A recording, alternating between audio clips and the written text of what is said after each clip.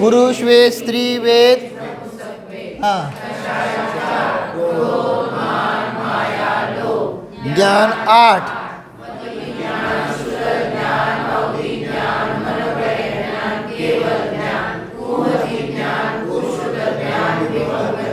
हां, संयम, हां,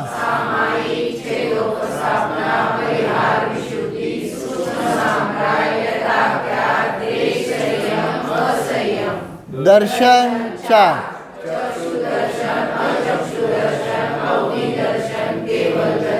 लेशा, हां,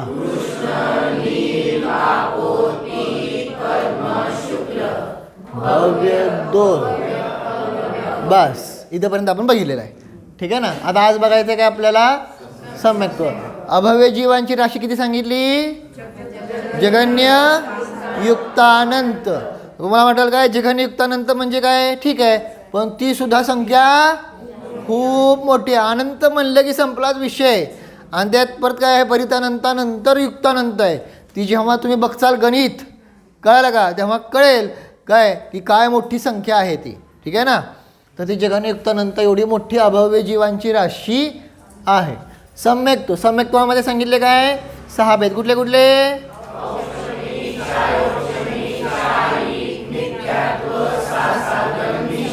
बरोबर. हां, हे तर घटवायचं राहिलं ना. भव्य आणि अभव्य मार्गणा गुणस्थान आहे ना. अभव्याचं गुणस्थान पहिलं, दुसरं नाही का? तिसरं काय? का दुसरं काय का नाही? हां, म्हणून तिथं आचार्य सांगितलं जेव्हा भव्य सांगतं तेव्हा दुसऱ्या गुणस्थानापासूनच सांगितलं आहे. म्हणजे पहिला पण आहे साधी मिथ्यादृष्टी असेल तर, आहे ना, परंतु सांगायचा अभिप्राय. मग तसंच ते समजून घ्यायला पाहिजे. तर हे गुणस्थान. आणि भव्याचे गुणस्थानं किती? भव्याची गुणस्थानं 1 ते तेच म्हणतोय. किती? 1 ते किती? हां, 14. सिद्ध नाही का? गुणस्थान तिथं आहे आपलं भव्य मार्गणेच्या चाललेलं आहे ना. आहे की नाही? अहो गुणस्थानाच्या आधीच असू द्या, भव्य मार्गाने चालली आहे का नाही? मग हां, मग त्यामुळं सांगितलं. तुम्हाला विचारतोय काय काय लावायचं? काय काय भव्य शब्द काल सांगितलं होता का नाही? भव्य म्हणजे मोक्षाला जाण्या योग्य. आता जे ऑलरेडी मोक्षाला गेलेले आहेत त्यांना अजून कसलं योग्य लावणार? कळलं का नाही? त्यामुळं सिद्ध भगवान इथं भव्य अभव्याच्या अतीत आहेत. त्यांच्यामध्ये भव्य मार्गणा नाही. मग भव्यमध्ये आपण बघितलं तर 1 ते 14 गुण असतात. 1 पण कुठेच्या अपेक्षेने लावलेला आहे? साधी मिथ्यादृष्टीच्या अपेक्षेने. अनादी मिथ्यादृष्टीच्या अपेक्षेने नाही. म्हणजे अनादी पण लावू शकतो, ठीक आहे. सम्यक्त्व प्राप्त केलं नाही पण करेल पुढे जाऊन त्यापेक्षा, ठीक आहे. पण 1 ते 14, ठीक आहे ना. तर ते सगळे काय आहे सांगितले? भव्य आहे. सिद्ध का नाही समजलं का? कळलं का नाही? मी असे प्रश्न विचारणारे सांगतोय परीक्षेमध्ये. काय काय प्रश्न मुद्दावून ठेवलेत मी गुगलीचे, मुद्दावून सांगितले नाहीत, आहे ना. पण हे असं येणार बरोबर, आहे ना. तर ते सांगता आलं पाहिजे, कारण मग त्यातनं कळलं की आपल्याला काय कळलं नाही कळलं ते, आहे ना. शब्दच सांगतो ना तिथं. हां, पुढं सम्यक्त्व. सम्यक्त्वाचे 6 भेद बघितले. कुठले कुठले आहेत? औपशमिक, आहे ना. औपशमिकमध्ये काय सांगितलं होतं तुम्हाला? औपशमिक म्हणजे सामान्य कथन, तबली, बरोबर. क्षयक्षममध्ये क्षयक्षमिक आहे ना. क्षय प्लस उपशम, सामान्य कथन बरं का. विश्लेषण तर झालेलं आहे पण सांगतो परत. आणि क्षयिकमध्ये क्षय, आहे ना, नष्ट, ठीक आहे ना. सामान्य आहे, बाकीचं मी सांगतो नंतर परत एक एक शब्दानुसार जाऊया पुढं. त्यानंतर मिथ्यात्व, साधन आणि तसं सम्यक्त्वाचे 3च भेद आहेत, परंतु सम्यक्त्व मार्गणेचे किती येणार? 6 भेद. म्हणून असे कलर बदलतोय. समजलं का नाही? तसे तर भेद किती आहेत? मूळ 3च, परंतु मार्गणा म्हणले तर 6 भेद. इथं पण तसं झालं का नाही? ज्ञानाचे भेद 5, परंतु ज्ञान मार्गणा म्हणल्यावर 8 भेद. इथं पण तसं संयमाचे भेद मूळ 5. संयम मार्गणा म्हणल्यावर समजलं का ना कलर का बदललेत ते आहे ना. इथं तसं काय लावणार का इथं ते तिकडे ते मनोयोग वचनयोग कायोग वेगळं करण्यासाठी केलेलं आहे ते. नाहीतर काय अजून डेट वगैरे आहे ना. समजलं. तर अशा प्रकारे हे सांगितले 6 सम्यक्त्व. ह्याची सगळी चर्चा आपण उद्याच्याला बघूया आहे ना. संज्ञाने आहे दोन्ही संपूर्ण. संज्ञी काय सांगितलं आहे ना 2. कुठले कुठले संज्ञा आणि असंज्ञी. संज्ञी कशाला म्हणायचं मनसहित जीवांना संज्ञी आणि मनरहित जीवांना असंज्ञी. मग ह्या संज्ञीची गुणस्थानं किती. संज्ञीची गुणस्थानं 1 ते 1.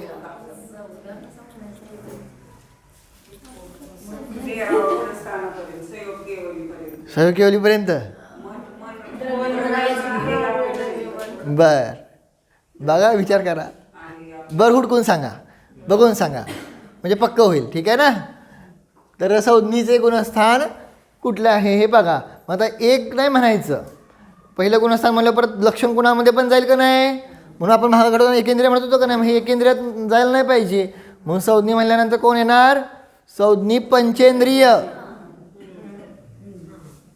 कोणी पण असेल तो आहे ना. गुणस्थानाचं बघायचं ना आपल्याला. संज्ञी पंचेंद्रिय मिथ्यादृष्टीपासून कुठंपर्यंत ते बघायचं. कळलं का नाही. हां पुढं असंज्ञी. असंज्ञी आता मनरहित. गुणस्थान पहिलंच आहे ना. मग कुठले कुठले जीव आहे सांगा बरं. कळलं. असंज्ञी पंचेंद्रियापर्यंत सुद्धा.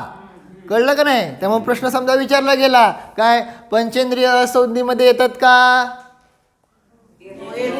हां ही क्लिअरिटी असली पाहिजे. नाहीतर गोंधळ काय होणार. हां पंचेंद्रिय म्हणले की संज्ञी आणि 1 ते 4 असंज्ञी असं नाही.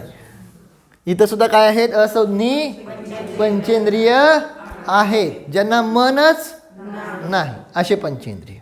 असे असे कोण असंज्ञी पंचेंद्रिय कोण असतात. तिर्यंचे जीव आहेत. नारकी असंज्ञ असतात का. देव असंज्ञ असतात का. मनुष्य असंज्ञ असतात का. हा ना. मग कुठल्या गतीमध्ये सापडतात असंज्ञ पंचेंद्रिय जीव तिर्यंचेच. समजलं का नाही.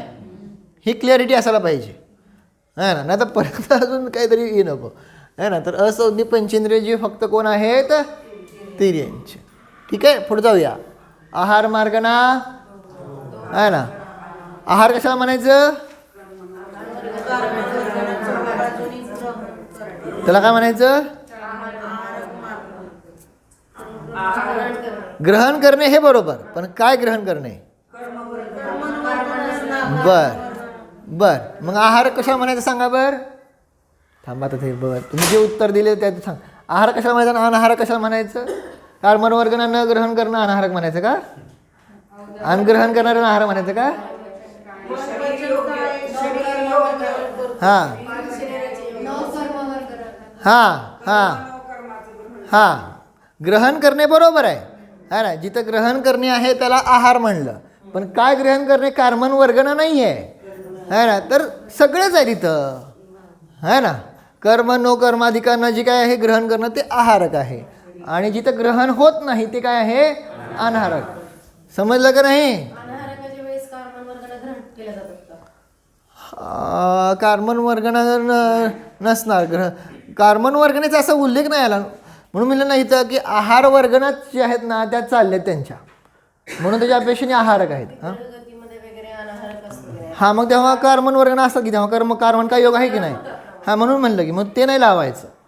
म्हणून मी तुम्हाला म्हणलं होतं है ना. ती लक्षणं चुकलं तिथं आपल्याला. म्हणून कार्बन वर्गणा ग्रहण करणं नाही लावायचं है ना.